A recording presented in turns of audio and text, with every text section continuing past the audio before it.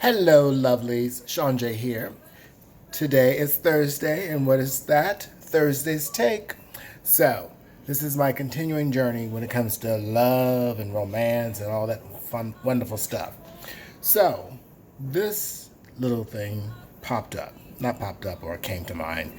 Anywho, so, when you're kind of like interested in someone, or you're looking for someone or someone's, depending on what mood you're in, and people have these lists. I don't understand them, but I know men and women have this when they go looking for a significant other or someone to have sex with.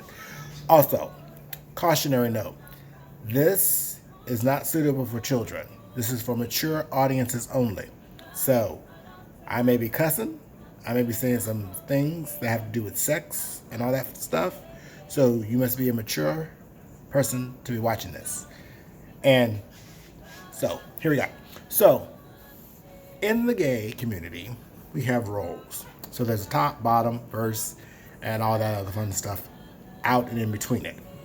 Now, some people have these rules or lists that says, if they're a bottom, they want a top. And that makes sense.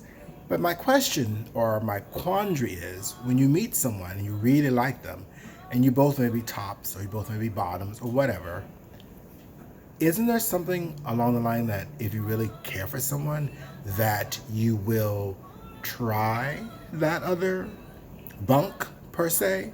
I mean, so the guy I was interested in happened to be more one than the other. Now, just keeping it real, I'm verse. I like it both. I like the ding dong and I like the cupcakes. So it all depends on the guy. Now, as I get older, the ding dong don't always work, so I need to peel. Just keeping it real. And so, that's what I have to do. So this guy happened to be more bottom bunk, which means I would have to take a pill, which isn't a problem, but I really liked him. So I was like, oh my gosh, can I do this? Because I like ding dong as well as cupcake. But so, anywho. And I always wondered, what happens when that happens? I would think you would rise above and try and make it work and see what happens. And if that doesn't work, you open it up, and because there's more of an emotional, spiritual connection is what I think.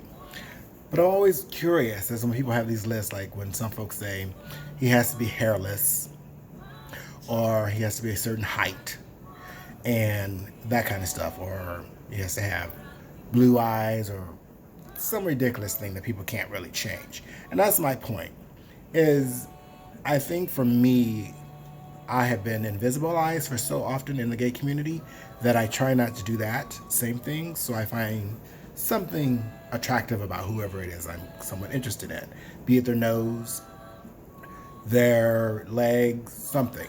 I can find a redeeming quality. Now, granted, if they're ugly. That's just it is. But my point is, shouldn't we be getting out of those confines and seeing people from their spirit out? So I learned that I can do that, because I was like, this guy's a total bottom, which means I ain't getting no ding dong. But I was willing and totally able to simply go, something, I like this guy, I will try. And that's what you do. So my husband, Daniel, said that same thing. He don't understand it. Daniel was my husband for my last show. Sweet guy. Crazy as all fuck, but sweet guy. So that's my whole thing. So getting out of your confines of lists and seeing people's spirit instead of what they do in the bedroom or not out in the bedroom, height, all that fun stuff. Because I know some guys like guys with no hair or guys with a lot of hair, and it's just like, people, pull your head out your ass and see the person, which is what I've strived to do and continue to do. Now, sometimes I want the ding dong so bad that the guy can be really ugly, but the ding dong is really good, and I do it anyway. But then I make sure not to call that guy again unless I get really horny again. But anywho, that's another story. So that's Thursday's Take from Sean J. Wish me luck. Still doing that dating thing. Not exactly hitting out of the park just yet. But I am being open for the experience of finding love and all that wonderful stuff. That's it for now. Go forth and be fierce and fabulous. Smooches.